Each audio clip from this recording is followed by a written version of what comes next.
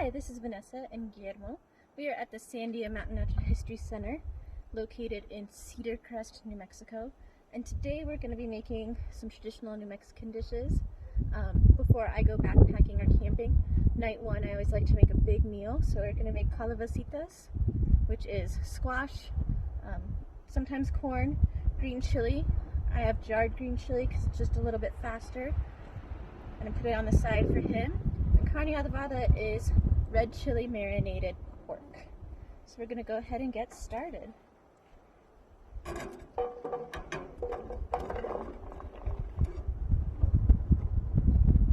press stop it for now.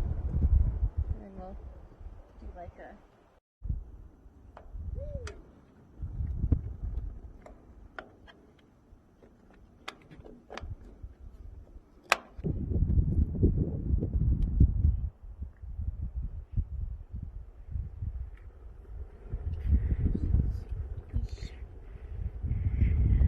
While our food is cooking, this is the state tree. This is the piñon pine, which produces piñon, which is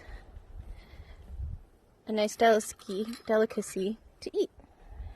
So typically we pick it in mid-September when it's a little bit cooler. We roast it, crack it open, and eat it. It's really popular to find on roadside stands in New Mexico, and a bunch of other places. And these are two local brands. So Bueno is a New Mexican brand, and Garcia's is a local restaurant in the area. So now that our calabacitas are done, I have some Carne Adovada that I have just reheating it. Usually when I go camping, I try to prep ahead of time as much as I can. That way it's just a little bit easier. We're just warming it through, making sure it's completely cooked.